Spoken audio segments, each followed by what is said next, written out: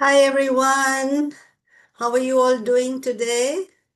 This is the 28th episode of Mellow Musings. Mellow Musings, by this time we are all familiar with Mellow Musings.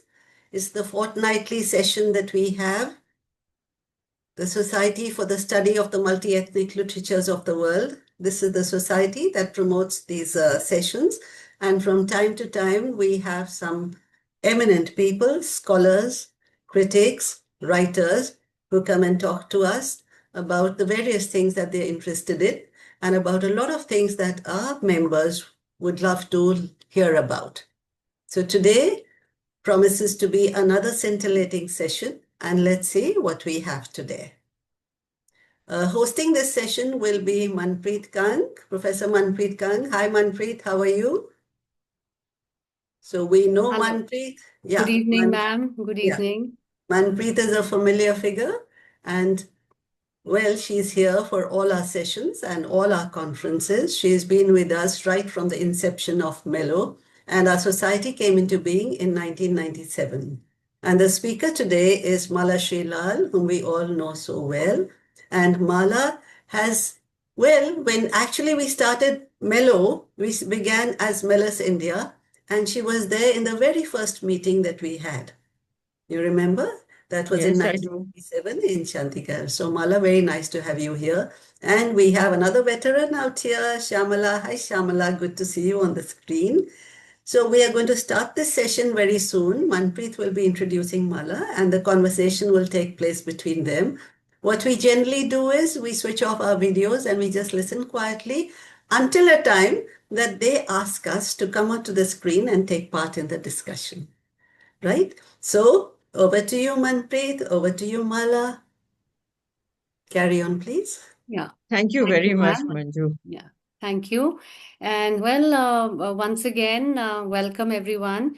And like Professor Jetka said, Professor Malashri Lal, is well known to everyone, I think in India and abroad within literary circles and more. But well, for the record, a brief introduction. We all know her, but when we get to read her bio, well, we know that we get to know we didn't know so much more, So there is a lot more to her, and the session titled "Writer, Scholar, Critic," I would say, is so apt. Usually we would think we would have either a writer or a scholar or a critic.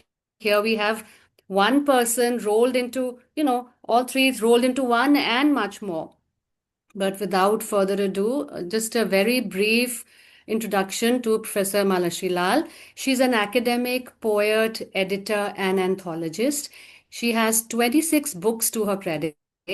She retired as a professor, English Department, University of Delhi. Her publications include Tagore and the Feminine and The Law of the Threshold, which was co-edited with Namita Gokhale, is the Goddess trilogy, so well known, on Sita, Radha, and Lakshmi, and also Betrayed by Hope, a play on the life of Michael Madhusudan Dutt, which received the Kalinga Fiction Award. Her poetry books are Mandalas of Time and Signing in the Air. Recent works include Whispering Mountains, Marvelous Folklore from the Himalayas, and Voices in the Wind, again co edited with Namita Gokhale.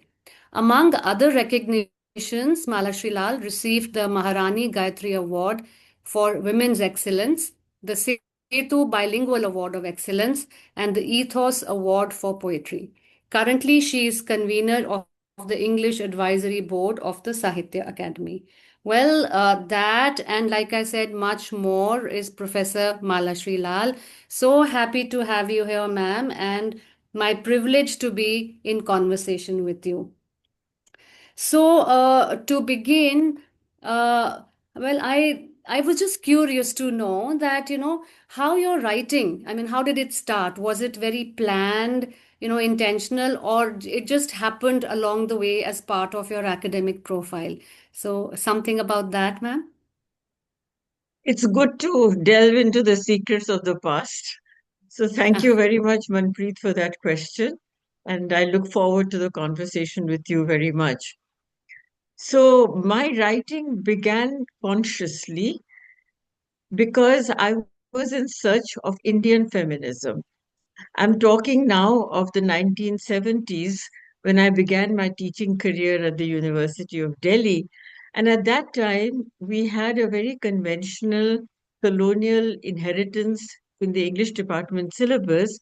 And for women's writing or any kind of feminism, we were referred, of course, to Virginia Woolf, to Mary Wollstonecraft, Aileen Showalter, and the like. Right. So, in parallel to my teaching, Manpreet, I was also volunteering with an NGO, the Guild of Service, which was headed by Dr. Mohini Giri. And I was in touch with the ground reality. And I couldn't reconcile the kind of theoretical work that we were reading in the classroom or teaching in the classroom and what was really happening on the ground in India. So I decided to go on my own kind of a search, if you want to call it that. And then I had a fellowship at the Indian Institute of Advanced Study, and I chose to work on Indian women writers in English because I was comfortable with the English language. And though I know Bengali and I know Hindi, those are I'm very comfortable with them. But when it comes to critical writing, my professional identity was as a professor of English. And I thought it would be a good idea to write about the Indian women writers so that there would be a focus and more people would read the book. So that's how my first book happened. And here it is. It's called The Law of the Threshold, Women Writers in Indian English. This was written in 1997, 95. And then it sold out very quickly. So the IIA Shimla came out with a paperback edition in 2000, which I just showed you. And interestingly, it's remained in print. It has remained available and is being read by people, at least in libraries.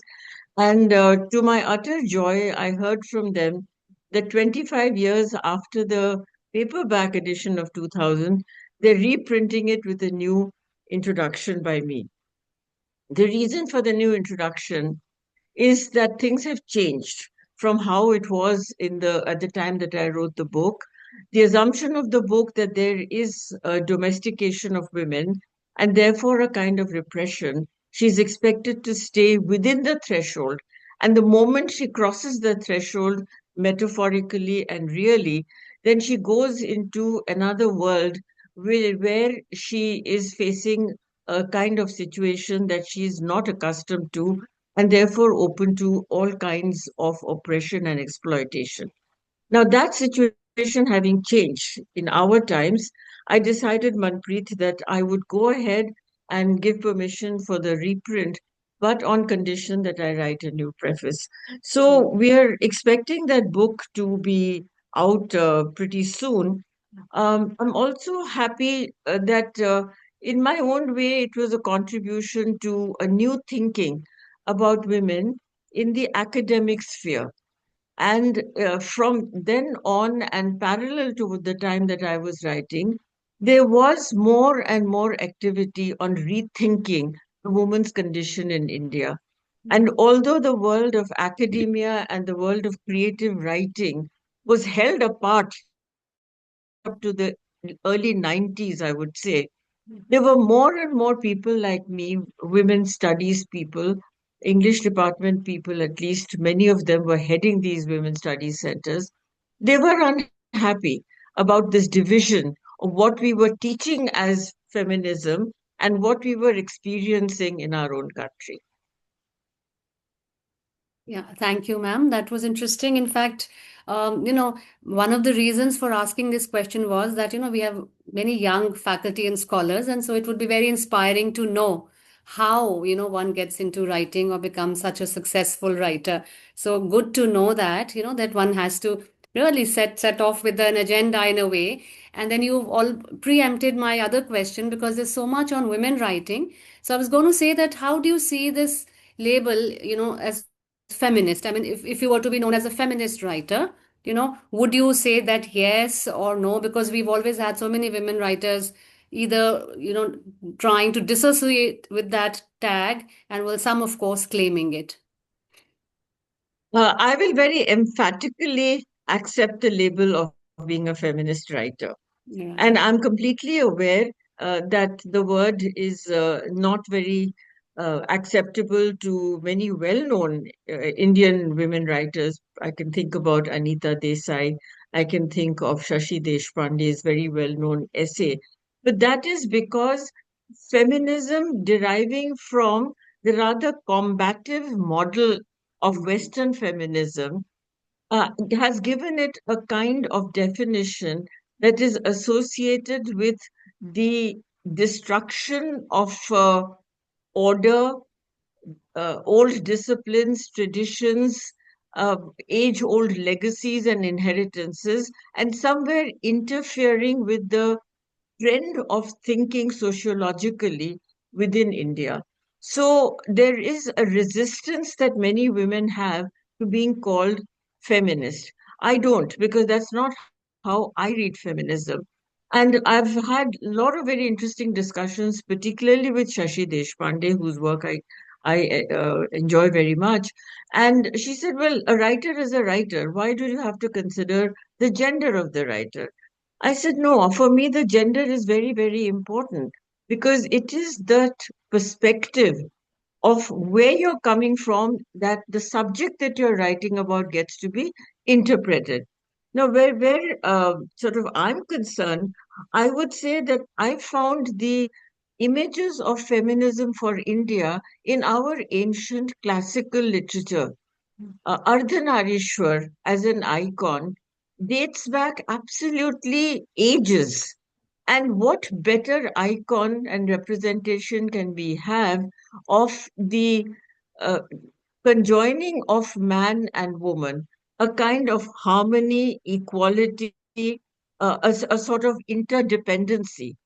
And when I look at a tradition like that, and you can also think of other pairing like Radha and Krishna, for instance, or Purush and Prakriti, that pairing is part of our heritage.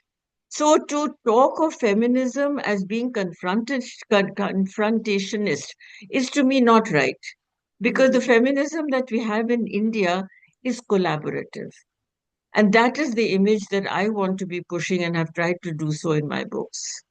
Yeah, thank you, ma'am. And you talk of mythology, and in India, I was going to ask you about the trilogy on women, on in from mythology, and I think that is one of your probably, I don't know if I'm wrong there, but I think the most well-known, the three Sita, uh, Radha, and Lakshmi. Is that it, ma'am?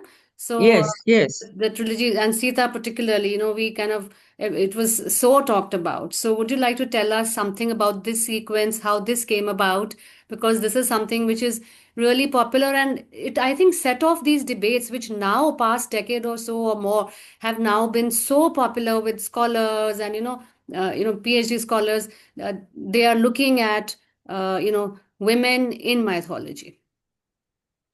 You're entirely right. You can see the three books behind me Right, ma'am. because, in a way, they are my talisman. And Namita Gokhale and I began this work in around 2006. And after the publication of Lakshmi only 2 years ago, the publishers have started labeling it and marketing it as a boxed set, which they're calling the Goddess Trilogy. But we hadn't really conceptualized it in that way. It emerged. And there is a natural progress in the way it came through. So let's go back to 2006 when we started thinking about Sita differently from the stereotypical image of her being submissive, obedient, and patient, because in our reading of even the traditional Ramayans of Tulsidas and others, there is a very strong Sita embedded in the traditional story. But no one was talking about her strength, her courage, her decision making, and we wanted to emphasize that. And in going in deeper into that story, we thought, why only the mainstream Sita? Why do we not also go into folklore and a host of regional narratives? Because, as you rightly said, She's the most popular and recognizable figure all over India. And why were we only looking at so-called mainstream Ramayans? So our book presents a perspective on Sita which showed many instances of her decision making. For instance, the choice to go with Ram on exile was hers. It was expected that she will stay back in the palace. And she said, no, I took the oath to be with my husband and I will go. Look at another instance, and that is of the Agni Pariksha. She Mm. was the one who asked for it. And then look further at the way she was kept in Ashok Vatika under the complete control of an absolute monarch, a very powerful individual such as Ravan. He couldn't touch her. Why? I mean, she was there without anybody else's protection. It was her dignity, her power, her ability that kept her in the purest form that the universe had to offer. And then again, we remember the part of the story where she's a single mother Mm. bringing up two sons in a forest environment and teaching them the story of their lineage. And then, when the time comes, when she's requested to go back to the palace, what does she choose? She says, no, I'm going back to my mother earth. And that's where the arms open of the soil around her and she disappears into the bosom of the earth. Now, a woman with this kind of a capability can certainly not be seen as being only submissive and obedient. So, when our book was published, it took a large amount of research. The book was published in 2009. And by then, as you rightly said, Manpreet, there were other people beginning to think also about the Ramayana in different ways, and particularly from the woman's perspective. And subsequently, there have been a lot of very good books Mm. on Sita. And then the Chandravati Ramayana was also translated by Nobunita Devsen, the only Ramayana written by a woman, and you get a very different Sita there. So a lot has happened. So that is the story of Sita. Okay, thank you, ma'am. That's interesting. And yeah, I mean, Sita and many other characters now we have, whether it's Draupadi from mythology or Hidimba, one of our scholars. So there's so much. It kind of, I think, your books opened up, or made people think and sit up and try to look at women. So would you like to talk a little bit about Radha and Lakshmi also? Of course, gladly so. So the follow up to this again, it happens in conversations between Namita and me. We thought, well, why not take another figure who has not been given a voice? And Mm. Radha is mainly known through the 12th century text of Jayadev's Geet Govind. But the story actually goes back much earlier, though Mm-hmm. Radha is not identified by name until the 6th century. That is when we found an old text, a poem by a almost unknown Sanskrit poet by the name of Vidya, who identified Radha as a special companion of Krishna. That was the first time her name was mentioned. But the idea of the women companions who adored Krishna is there much earlier. There's a very beautiful story where the woman is not named, but one of the gopis gets a little kankar in her eye and she's rubbing it. And Krishna comes there and very gently opens her eyelids and blows into it. But the name of Radha doesn't appear until the 6th century. So our research yielded that kind of information. And then we tracked Radha from those early Vedic texts through Geet Govind to all the modern texts that have come up afterwards, including Ramakant Rath, etc. The interesting thing for me is the sacred geography of Vrindavan and Barsana. Not too many people have worked on it. This was a reconstructed uh, uh, area in the mythic imagination which was created by Chaitanya Mahaprabhu in the 15th century, after the Geet Govind was written and after it had such an impact on devotees of the Vaishnav cult. And when we today go to Barsana or Vrindavan, we are told places, well, here she was born, here her parents lived. There is even a place called Pili Pokhar, where she was supposed to have her hand dyed in yellow as a pre-wedding something or the of that was of a sacred religious nature. But the most fascinating thing, as far as I'm concerned, is Nidhivan.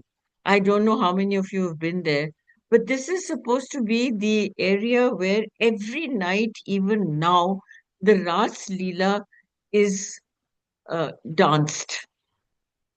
And the amazing part of it is that the trees in Nidhivan point downwards. The branches point downwards, as though they are bowing to Krishna and Radha. Normally, we expect trees to either hold out straight or point upward. That's the natural Right, direction. right, And Nidhivan, no, it's locked in the evening and nobody's allowed in till 8 o'clock in the morning. The bells in the temples around don't ring till 8 o'clock in the morning. And it is believed and practiced that no human being should go there, otherwise, there will be harm, maybe even death. So, the powerful sacred geography, which is actually a recreation after the text and the story is known, to me is a fascinating development. And our book has, of course, a lot more in it because all our books are anthologies of commissioned work, of research work, where we've tried to track from the very early times until now as to what kind of interpretations have been given of these powerful women in our heritage. So, do you want to hear about Lakshmi now, or do you have a question? Well, just this that, it sounds very interesting, but I'm sure there's a lot of, backbreaking work gone in there. Especially, I mean, I'm curious to know the challenges you had collecting information because it's interesting to know all this, but it's not so easy to get so much information. So, anything you would like to tell us there about how, you face those challenges of gathering information? Indeed, and I think Lakshmi is a good example.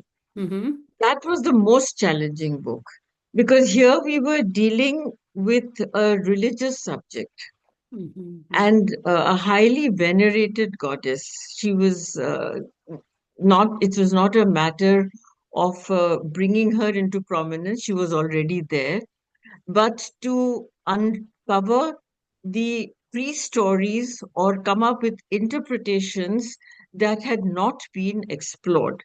And it needed a lot of work. We collaborated with Sanskrit scholars.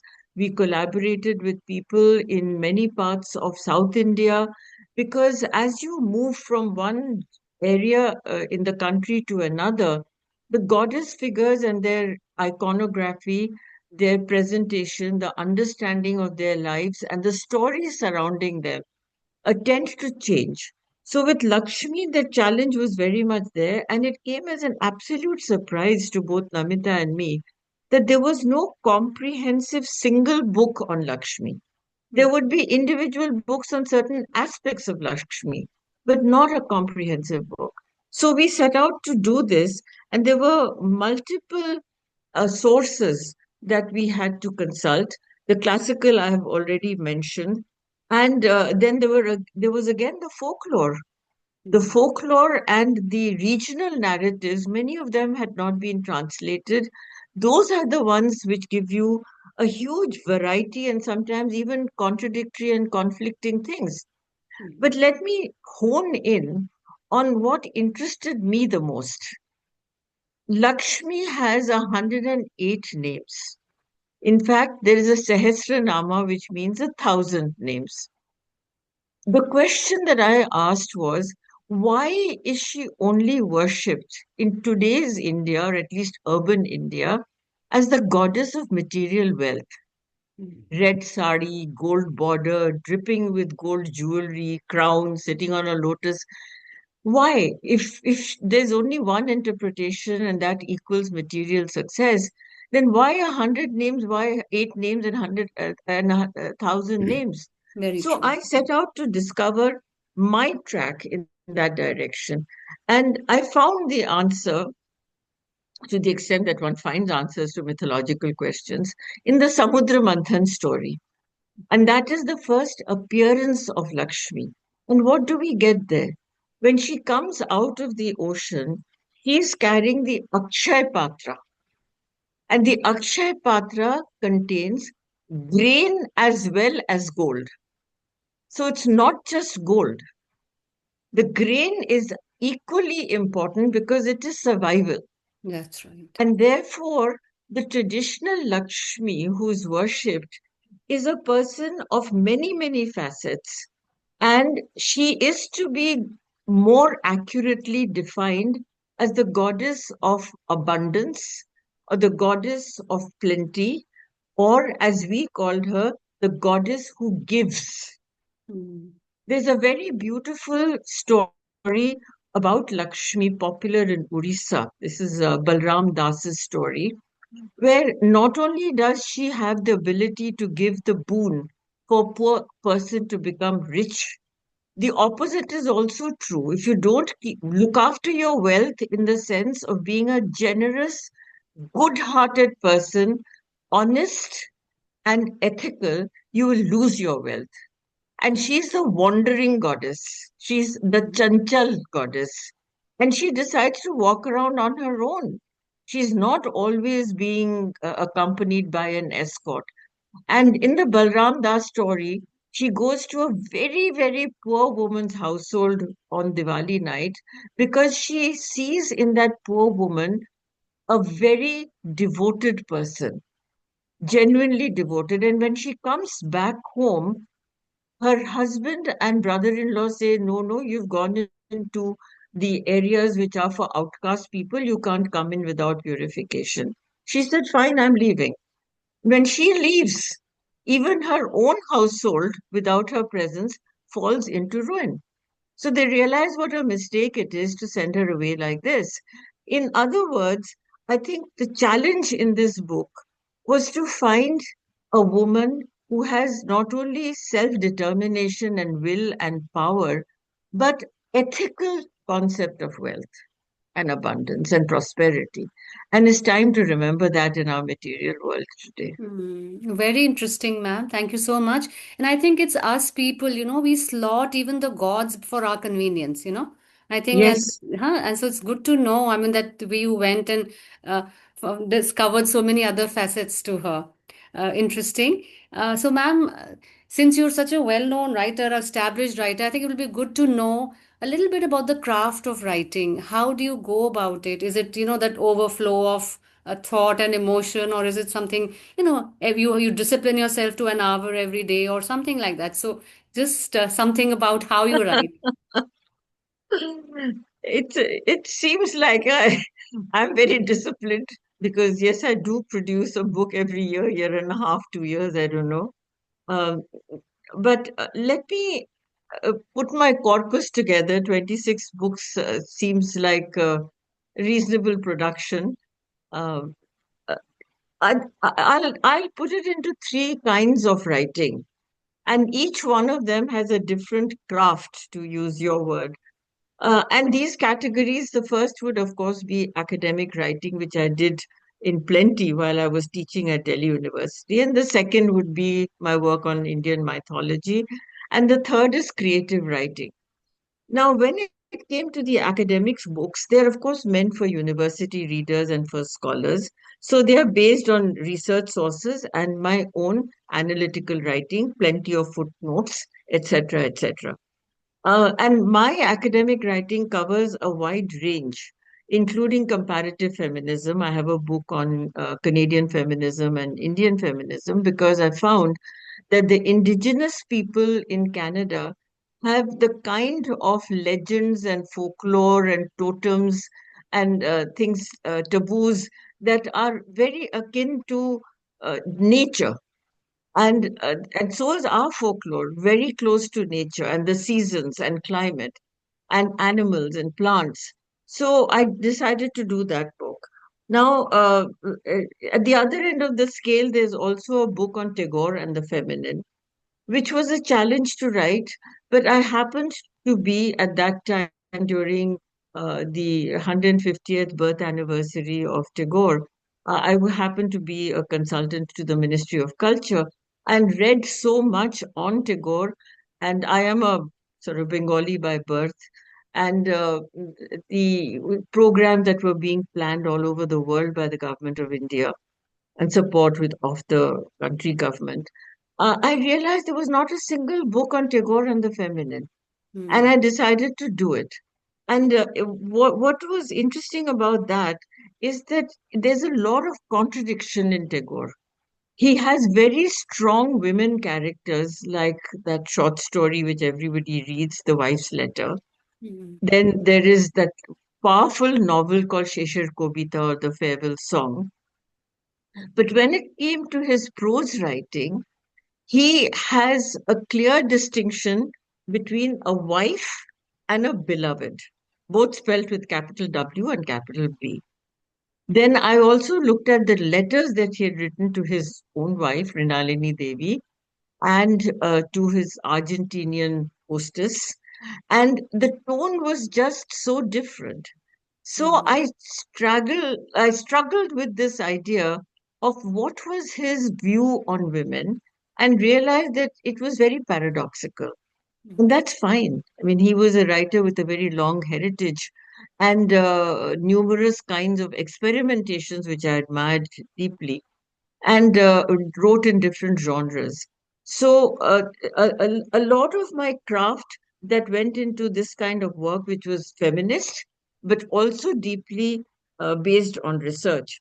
Then, my academic books also have a lot of anthologies, especially when I was director of Women's Studies Center at Delhi University. I tried to bring about collaborative research with other women's studies departments. And that's when I met Manju Jedka and many other people who have remained good friends with shared interests.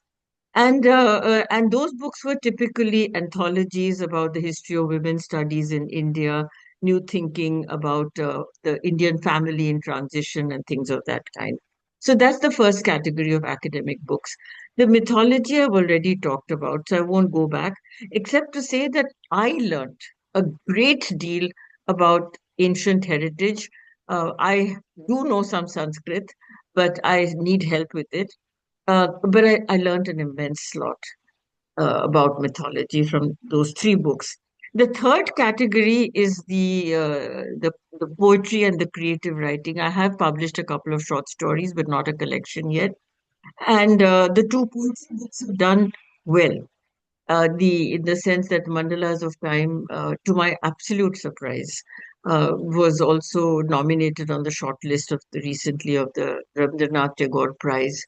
And the Signing in the Air, the second book, you attended the launch only last week. So that's my story.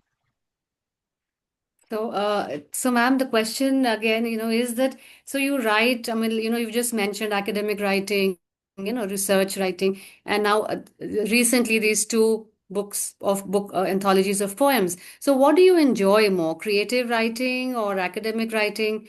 Uh, what would you say?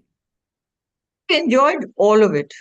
I've enjoyed 45 years of teaching at Delhi University with not a day that I can look back and say that I didn't enjoy the day, or not that every day is always happy, but in totality, I loved being in the classroom, enjoyed doing my research and writing. Interacting with students was my greatest joy and continues to be. I believe very strongly in mentorship, that teachers have a great connect with the students, and it's not one way. I've learned a lot from my students too. So it's just that when I retired from Delhi University, I decided that I would spend more time trying out creative writing. And it was not difficult to write. I had already been writing poetry, but I was, for some reason, very hesitant about bringing it out in public. Now, Emily Dickinson is one of my favorite poets, and in more ways than just her poetry. Like her, I would write on little scraps of paper and tuck them into a book or inside a cupboard or something like that. So during the COVID lull, I pulled out all these things and I found I had plenty of poems and I added some more and said, let me try my hand at publishing my poems. And I was very fortunate in finding Hawakal willing to do so. So, ma'am, there's so many more questions I have, but so I'm just thinking we'll probably spend another 5, 7 minutes talking, and then I'm sure the others, have a lot more also, they want to ask you. So very Sure. quickly, a couple of questions, that is there any writer or any person who inspired you to write or does or still inspires you to write, or is it just, it just came of your own to you? I don't think there's any one person or any one writer whom I would hold up as an example. One learns from everybody that one reads. Uh, I did my PhD work on Henry James, interestingly enough. So on paper, as an American writing specialist, and I loved Hawthorne's The Scarlet Letter is one of my favorite books. Mine I too. Yes, and Kate Chopin's The Awakening is very far ahead of the time when she wrote it. Mm. And among the writers in India, I admire Anita Desai a great deal. Uh, but with each of these writers, there comes a point when I said, "Oh, but would I have done it differently?" That's a great assumption, of course. But the experimentation that people like Tagore do, for instance, um, always willing to go into a new form and not bothered about any kind of criticism that may come his way. That inspired me also that if you make mistakes, that's all right. Interesting, ma'am. But So, poetry, I now find is my preferred form, interestingly, okay. because I find it is cathartic. It Um, is liberating.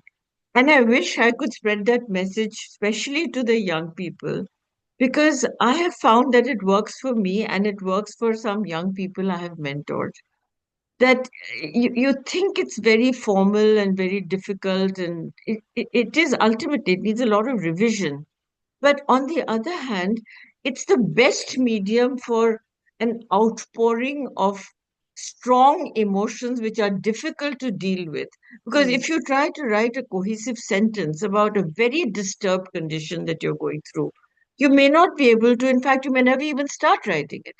But if you write a phrase or two and then maybe go back to it later, you've somehow got it out of your system. And I find that kind of liberation gives a freedom of thought and freedom of personality, particularly to women, because women are taught often not to express their anger, not to get into conflict zones, especially not inside the home and the family. mm. And the family can be the most oppressive structure. We all know that. Right, ma'am, right. So I think, yeah, you're probably right that, poetry can be very cathartic, autobiographical. It's all about emotions. So letting out those emotions, like you say, is something which is, in a way you find comforting and useful.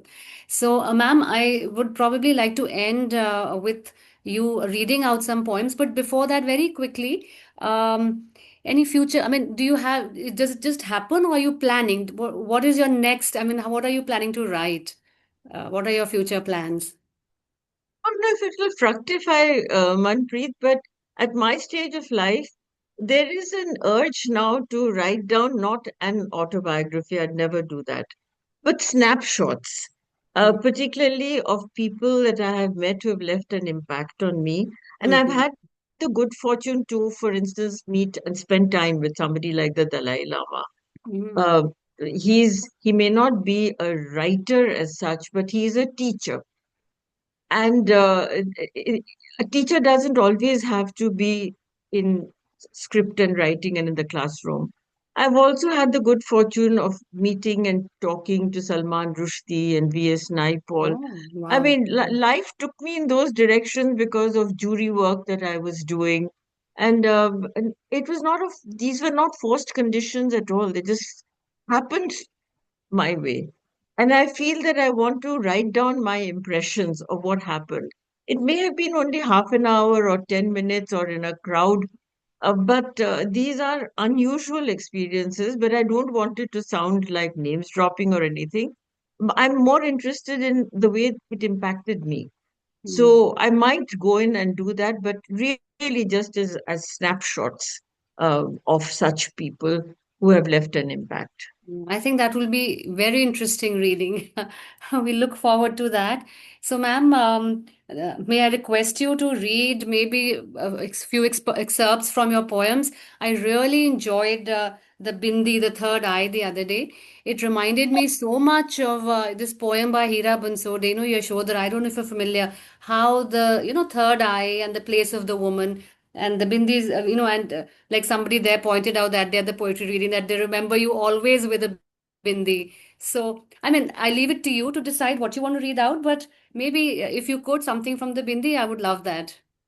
Yeah, sure. I'll read the poem. This is it's from my new collection, Right, right. Shining in the I Air, I have and it here too. I got it the other day.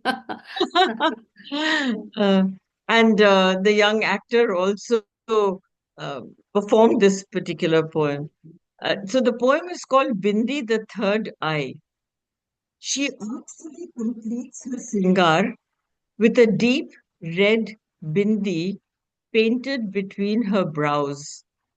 Unaware of the Shakti she has invoked, of the age-old Ajna Chakra that liberates intuition, grants prescience, and supra-consciousness. Gods and men inscribe the third eye too at the center of arched brows. Shiva's Triambaka, Buddha's Urna, their enlightenment and supreme knowledge marked by a spot. Why does the woman's daily self decoration not grant her confidence in her powerful intellect and strength? Why does she cower when the lascivious male stares at her bindi? She can invite the chakra's volatile energy to thwart the violence against women. Awareness is all. Thank you so much, ma'am. Thank you so much. I'm sure Yeah. the others have enjoyed it as much as I have again today. And I think in just a few more seconds, maybe, of Grandma's blouse, you spoke about that the other day. It was so fascinating, so fascinating. Hmm. Yeah. Grandma's blouse, the background of this is 19th century, especially the reform movement in Bengal, when women of a certain class were the leaders of the social change that Bengal was going through. And my family belongs to one of those reformist lineages. And this grandmother's blouse, somebody asked me the other day, does it exist or did you concoct it? I said, it does exist, but not in this condition in which I have described it. So, grandma's blouse. In the Victorian era of Old Bengal, lace was fashionable for sari blouses, designed in imitation of the Memsahib's gowns, which were low cut at the neck and trailed on the ground. But in Bhadralok families, women could not expose any skin below the neck. So my grandma's blouse was a delicate white lace, handmade and tapered up to her neck. It had puffed sleeves ending in frills, covering the upper arm, yet artfully clinging to the flawless skin above her elbow. The blouse reached down to her waist, the petticoat, showing no skin between the lacy fabric and the sari border. The back of the blouse was elegantly pleated, neat parallels making the shapely back look elongated. I've saved my grandma's Victorian blouse for its beauty and modesty, its artistry and aesthetics, but most strongly, the blouse is the assertion of independence by the educated 19th century woman who believed in adapting to modernity while respecting her ancestry. She chose sari over a gown. She chose to cover her body, She learnt new ways without dumping her legacy. She was liberated, enlightened, a woman respected and adored for her leadership as Bengal reformed to change the destiny of its women. Thank you so much, ma'am. I can see so Thank much you. clapping, Thank you, digital, of everyone. course. Yeah, thank you, ma'am. And well, sometimes, just before we open the house to questions, is there anything you'd like to say? Some interesting anecdote, something which you feel that, oh, I wanted to say this. So if there's anything of the sort, maybe. Otherwise, we'll open the house to questions.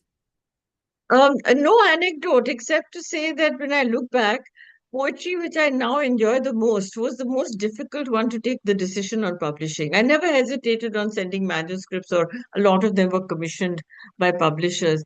But my poetry book, I don't know why. Is it because it's more personal than academic writing or writing about mythology? And I didn't show it to anyone, even to except for two people, two young poets, who said, "Please go ahead. This needs to be published," and it was accepted immediately. So I would say that I learned there's no need to hesitate. Trust your friends. Yeah, thank you so much, ma'am. So, I think now there are so many of them probably waiting to interact with you. So, maybe we can have a show of hands. And Professor Jedka, how do we go about it? Anybody who wishes to ask can, turn their camera on and raise their hand. Yeah, this is the time when we invite everyone to come onto the screen so that we can see each other's faces and also take part in the conversation. That was delightful. It was really stimulating. But let's see what the others have to say before I ask you something that's going on in my mind. So we Thank Yes. have you. a couple of cameras on. So, Naina, did you want to ask something or you just turned your camera on? Hello, Oh, ma'am. Sunena is very articulate. She would definitely have something to say. Ma'am, actually, sorry, I was listening to, I did listen to the entire thing, but I was driving and had some urgent work. But listening to ma'am was absolutely, thrilling, very exciting, and very enjoyable, honestly. Ma'am, you just gave the answer. Actually, I was to ask you that, poetry has a very niche market. So, it's very difficult to send manuscripts and then get replies or answers from the publishers, because I've done that a couple of times and you really don't get response. So how to go about it? I mean, you probably, sent your poetry to friends. So should we be trusting our friends and get our manuscripts, approved by friends and then be sending to the publishers? Everybody has a different way of considering that their manuscript is ready to go public. So in my case, it happened to be friends, because even with the academic writing, a lot of my work is collaborative. There's a co-editor, because I do believe in sisterhood actually appearing on paper also. But when it comes to poetry, I would say it's not a niche market anymore. There are any number of publishing houses that are now pushing poetry, particularly in English. I don't know if it is the same in Hindi and other languages. So I would say do a little search to find the kind of publisher that matches your kind of poetry. Yeah. I shall, ma'am. I sent my first book of poetry to Writers Workshop. It was published by Writers Workshop Kolkata, but they took a lot of time. I mean, they took 7, 8 months to publish it. So that was That's quite nothing. a long wait, but it was worth waiting. But it was worth waiting. 7, 8 months is Not nothing. Most much. publishers take Really? longer than that, Sunena. Yes. Oh, And Writers Workshop is a very fine publisher. So congratulations on that. thank you. Thank you, ma'am. And I was so inspired by your mandalas of time. So there is a poem, probably I shared it with you some time back via email. So that is, I wrote a poem, Mandalas of Life. So Yes. inspired by your mandalas of time. So that will feature in my next poetry collection that I am uh, thinking of publishing very soon. So I'm just keeping my fingers crossed that the manuscript gets accepted. So I've I'm just sure sent it the will. manuscript to. Best of luck, Thank you so much. Sunaina. And it was a And delight listening to you. Thank you so much. and all Good the to know. best. Yeah. Thank you, ma'am. And any more show of hands, please, for questions? Show of hands, please. It is always a delight listening to Mala. Oh, she's Yeah. fascinating. And a session on poetry where people are not saying poem instead of poem is always so refreshing, because Yeah. I find that the younger generation, oh my God, when we have a session with the youngsters, I have to tell them, the minute you say poem, I'm going to switch off your mic and remove you from the meeting. But So, but Shelja has sorry, ma'am, are you asking yes, something? no, that's fine. Yes. Shelja has raised her hand. Will you Yes. introduce yourself, Shelja? This is the Yes, first time we are seeing you on the screen. yes. Good evening, everyone. My name is Shailja Jha, and I'm from Nalanda University, and I'm pursuing MA in World Literature. And I got to know about this session through one of my professors, Dr. Smita Singh. Smita Yeah, asked me, yeah, she shared with us. So, ma'am, it was great listening to you for the very first time. It was my first time listening to you. It was a great experience. So, there are two questions I'll directly ask. First, ma'am, you shared about your meeting experience with Dalai Lama. We also study about the Buddhist philosophies and apply those philosophies in the literature part of it. So, it really made me happy and excited that you got that opportunity to meet Dalai Lama. So I would love to know about your experience regarding that. And second, since we are at the very early stage, we would love to have your guidance regarding the publishing thing. How should we go forward since we are at the very initial stages? So yeah, thank you. Thank you for the questions. Shailaja, my meetings with the Dalai Lama were several and in different circumstances. But the most memorable one was when we invited him to Delhi University twice. And he spoke very simply, as those who've heard him know. And yet it is that simplicity that wins you over. And he always has a smile, and he convinced me and almost all listeners that there are no problems unless you think about things as problems. So if you are looking for a simple life and you have a certain innocence which transcends the violence in the world, the warmongering that goes on, the hatred, the envy, just you have to learn to transcend it. And you're quite right, the essence of Buddhist philosophy is restraint. And if you and just being in the presence of the Dalai Lama and talking to him and seeing his smile, there is a radiant uh, presence that he has. Second, about publishing, which is a very mundane matter, I would say that a lot of the big publishing houses are now going through literary agents because there is so much writing that's going on that it is not possible for the very large publishing houses to perhaps cope with that volume. And there are lots of very good literary agents who help out uh, to match the publisher and the material. That is the main thing, because all publishers have some kind of a priority. And even the best book, if it doesn't match that priority, they can't accept it. So there's nothing to feel upset about if a manuscript gets turned down, because then somebody else will pick it up happily. It depends on what they're looking for, and it has to match with what you're looking for or what you're offering. Thank you, ma'am. Smita Singh, she's had her hand up for a long time. Yeah, Smita. Yes, Vita. Yes, Pranam ma'am, and it's good to hear you. Actually, very late. I think I joined 10, 15 minutes late, but it was always, we heard that. I still remember Manju ma'am telling us in the WhatsApp message only that I will throw you out if you ever pronounce this poem instead of poem. So when she was actually mentioning us our comment, it was. really good to understand how pronunciation works, and also how, why is this? I mean, this makes us think that in school, how we were taught, poem was never a poem, it was always poem. I don't know how this transition take place, maybe blindly following and copying the British accents and maybe the American accent, which kind of is Smita, a yes. Smita, any Yes. question for the speaker? Yes, ma'am. There is one small thing, not actually for my students.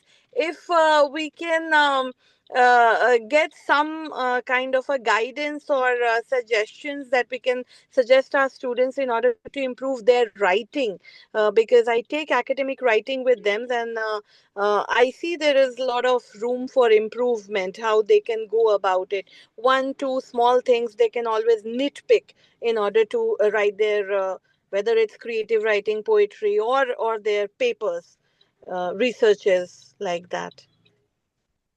I agree with you that the quality of writing is very difficult to teach because it's a very individual act. So the first part of your question about poem, I mean, that's clearly an American influence. So let's not bother about it. The second part of your query, I think mentoring is the answer. And it has to be a one-to-one mentoring if you're a caring teacher. And each person has to be guided because you have to identify what the problem is and then find the solution and then practice that solution. Smita, you're in Nalanda Thank University. you. Thank you. You're forever looking out for speakers, and you can't find anybody better than Mala. Sure. Just Have seen Very how articulate she is, how impressive. sure. awesome. Very, So, very articulate yeah, and you know whom to invite next. very knowledgeable.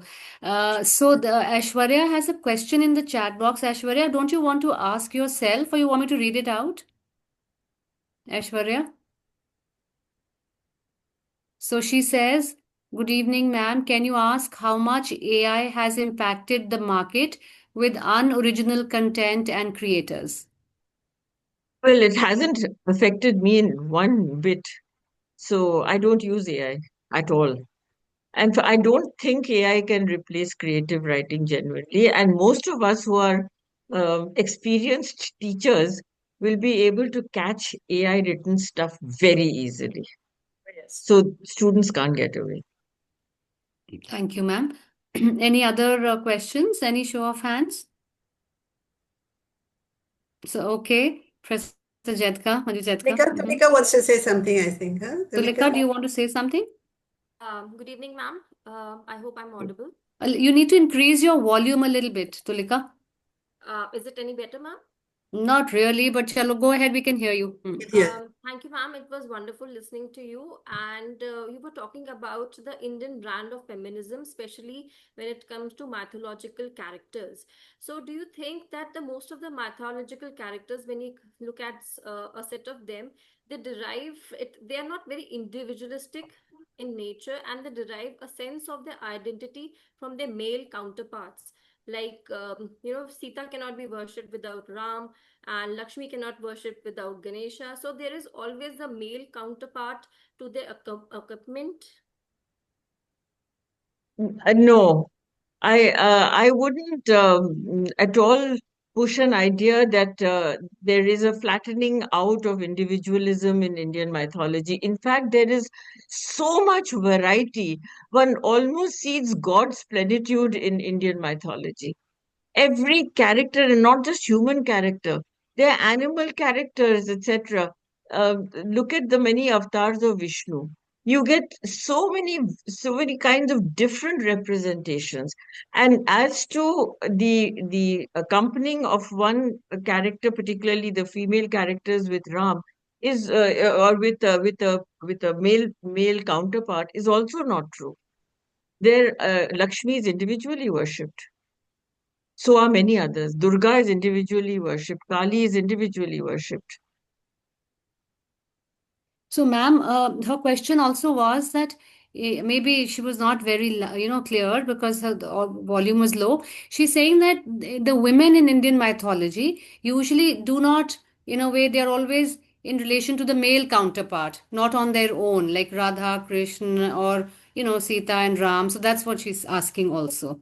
Yeah, yes, but they're not on their own doesn't mean that they're dependent.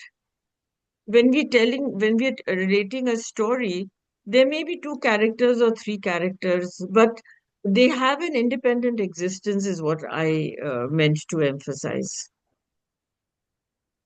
Okay, thank you. Thank you, ma'am. Thank you, Yeah. ma'am. So, I have a comment, not a question. Shamala ma'am, please come onto the screen. yeah. Yeah. See, just this is related to the previous discussion. I find that Saraswati is always alone. One Yes. might find her with Lakshmi and and Durga, but you never find her considered. I mean, Brahma is considered her consort. She is never around. Hmm. Anyway, that True. is the marginal comment. I wanted to say that it's really good that the law of the threshold is still in print.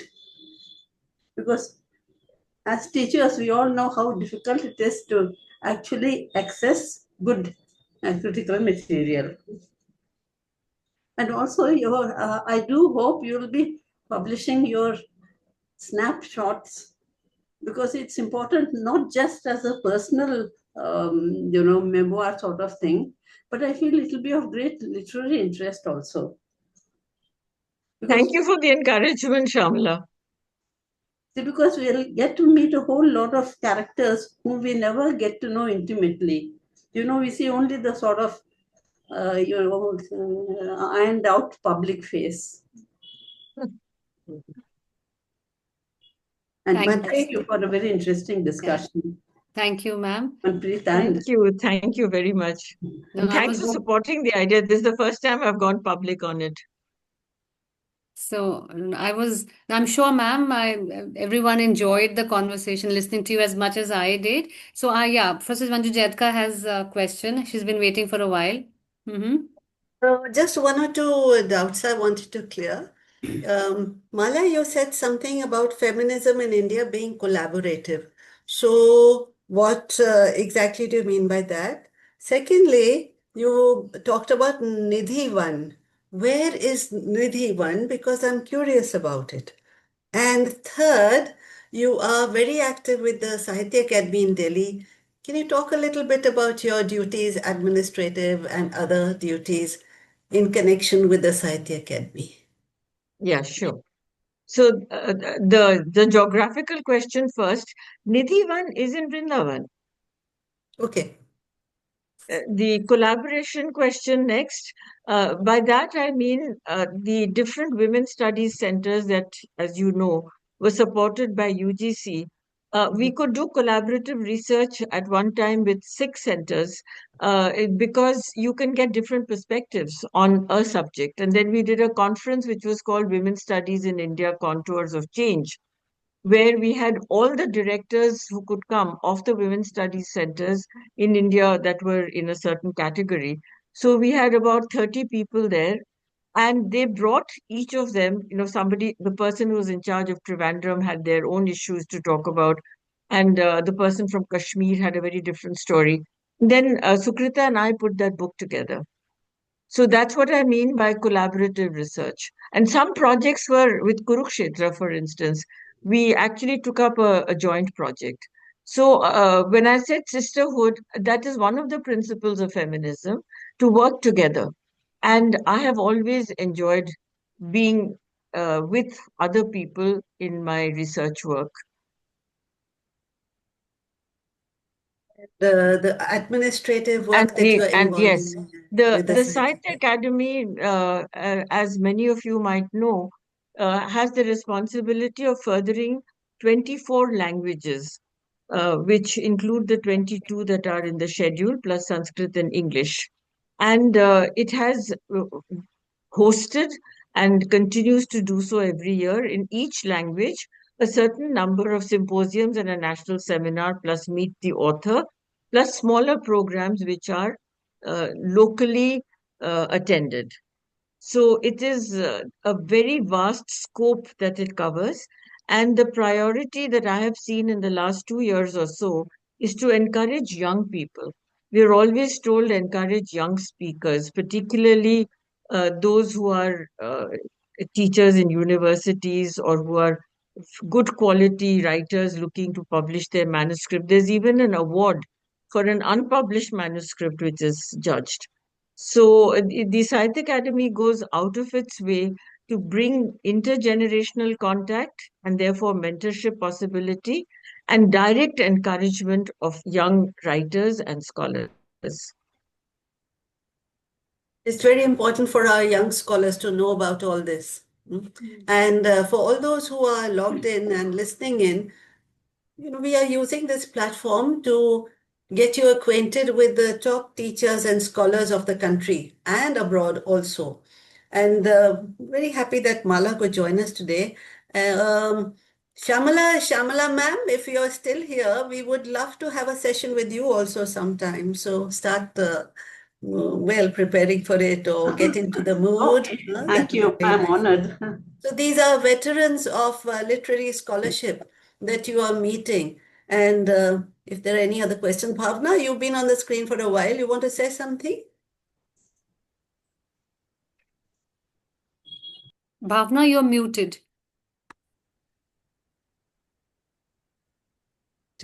Yeah, Is it okay? yeah. Thank you so much for the lecture, ma'am, and thank you, Manju, ma'am, because I'm generally hesitant because I don't want to ask questions. Just remain maybe behind the curtains, listen to everything, try and grasp as much as I can. But then I've heard Malashri, ma'am, in one of her earlier, book launch events and at a couple of Hava Call events too. So many, many congratulations, ma'am, and Thank thank you. you for this insightful, beautifully, narrated stories that you had around your books. It was just so marvelous every time I listened to you. I had a couple of questions, though I thought I should not ask it, and then the whole, confusion regarding go ahead or not. Thanks to Manju ma'am again. And of course, how can I not forget? I do have my mentor here. Manpreet ma'am is here. So Just ask the question, Bhavna. okay. So the question is, ma'am, it's very difficult sometimes to, go ahead with your academic journey and not let your poetry take the front seat. So it's also very stifling to know that, you're suffocating writing papers and keeping up paces with how the academics wants you to be lectures. And then, there are other challenges in writing and publication, etc, and at the same time the poetry which is constantly at the back of your mind that needs to come out. As you said, it's cathartic. It is just part of you. It's just part of you, who you are, your presence, your essence. And a bit of what you said, that you found it difficult to have your poetry come out, you found academic writing quite easy. With me it's the opposite. I find academically you have so many number of scholars around, and so much of these sound arguments that perhaps you cannot cover it all, while poetry is something that you have absolute control of, and you have crafted it, comes from your own sense of alchemy, that bringing here and there certain concoctions. It's much easier to really rely on it and bring it about. But the academic world doesn't really Your support this question, kind of Bhavna. We'll have a full question. session for you another Yes, ma'am. time. Make No, no. it So the brief, question, brief. Yeah, make the it brief. question is how to really come up with this balance, considering we are teaching, we are into publication too, and the poetry which never leaves you and rather fights with you every time, that why that poetic self has to be stifled and suffocated and put aside. How do I Yeah. maintain balance? How to, yeah, so sorry. In a way, you've answered your question, balance. Yeah. And I understand that young people in your generation have a huge demand institutionally to do research papers, etc. Whereas I don't know whether poetic publications count anymore towards promotions and things like that. And one has to worry about those things, so many papers before you can file for promotion. But on the other hand, when poetry grips you, why not send it to online journals? There are very many online journals that are looking for good quality poetry, particularly short poetry. And I wish somebody had told me this when I was hesitating with my own. I had to wait till I thought I had a book full, but I really didn't have to. So I'm happy to pass on my experience. Please send your poems, 2 poems, 3 poems to online journals Yes, and ma'am. write the academic papers because you need to write them for Right. your career growth. It's time management. Yeah. So the Mhm. creative self is more happy, and the academic self, which is trying to put up the appearances of being. No, the academic self is equally happy, but the Yeah. academic self has to be expressed differently. So, Okay. Mala, Right. you can see we've got some very articulate young people in our audience, huh? Absolutely. Amongst our Very scholars. Yeah. talented too. Yeah. She's a published poet too. My signal, yeah. Yeah. Manpreet? Yeah. So, no, I don't know the signal. My No, signal. Can you hear me, ma'am? yeah, very well, very well. Oh, okay. I thought it was, I mean, because you were frozen. No, I was just saying that, yeah, Bhavna, ma'am, actually, all these young faculty, they're young mothers, and the institutes, private colleges, they really drive you. So I think all of us struggle with time management. I've done that all my life, but well, that's how we go on, and you manage that. And I think Professor Lal is a wonderful example and inspiration that there's so much one can do, academics, writing, and administration, and so that I think with this, if there's somebody terribly keen to ask, otherwise we've kind of gone beyond time, but it was such a riveting session. I mean, ma'am, listening to you, and with Thank that, you. I'd like to thank you so much from the bottom of my heart. It was so wonderful of you to have you with us today. And thank you so much to all the participants who joined in for their interactions. And of course, a big thank you to the forum, Mellow Musings, and Professor Jedka, who runs it so efficiently. So thank you, everyone. And ma'am, Professor Jedka, I hand it back to you in case you'd like to conclude, the way you usually Yeah, do. thank you, Manpreet. And Mala, I told you, you have one of the best interlocutors in the country. And here is Manpreet. And everyone's very happy, when she comes onto the screen. But usually she, like others, remains overworked and she's always shuttling between her workplace and her home. But today we managed to corner her. Thank you, Manpreet. That was really nice. And Mala, it's always a pleasure listening to you. And I must tell everyone that Mala, she is a role model in many ways, and everyone cannot be, well, the charismatic person that she is, but I wish it were possible. So thank you, Mala, and we look Thank forward you. to having Thank you you very much. in our midst again. And before we wind up, 2 weeks later, we are going to have a professor from Poland who is going to be talking on Shrek. So I guess the younger generation is more familiar with Shrek. He's going to give 2 lectures, 2 talks, one on Shrek and one on Moby Dick. Moby Dick is something he has specialized in, and I thought it would be nice to go back to one of the classics. So this is Powell, whom we know very well and who's part of IASA. He's been running IASA along with other people like Manpreet and others. So we'll look forward to that 2 weeks from now. Incidentally, Mala, we started these Mellow Musings last year in January. And every 2 weeks we have something like this. And it does well. We record the session and we put it on YouTube. We'll share the link with you and you can pass it on to others. They are appreciated, much appreciated. And I'm sure this one too will be. So with that, we wind up today with a thank you to all the people who are logged in, to the people who are on the screen, and especially to Mala and Manpreet. Until we meet again 2 weeks from now. Mala, you want to say anything before we switch off? Yes, I want to say what an honor it has been to be invited to this forum. And thank you very much, Manju and Manpreet. It's been a Pleasure. very stimulating session for me also, and to all the participants who asked the questions. And congratulations on keeping this forum going and having such excellent series that remain available to people to go back to. Thank you very much. It's been an honor for me. And thank you, Thank you, Ishtiaq. We everyone. forgot to thank Ishtiaq for the poster. Yes, Ishtiaq, come on to the screen, show your face. Yeah, here is Ishtiaq, and assisting him sometimes is Asmita. Is Asmita here? No, I think Asmita, you she's in can a show your face. conference. Oh, she's She's in in a conference. Okay, great. So this is Ishtiaq. He's from Indraprasth Yeah. University, and he does our posters most of the time.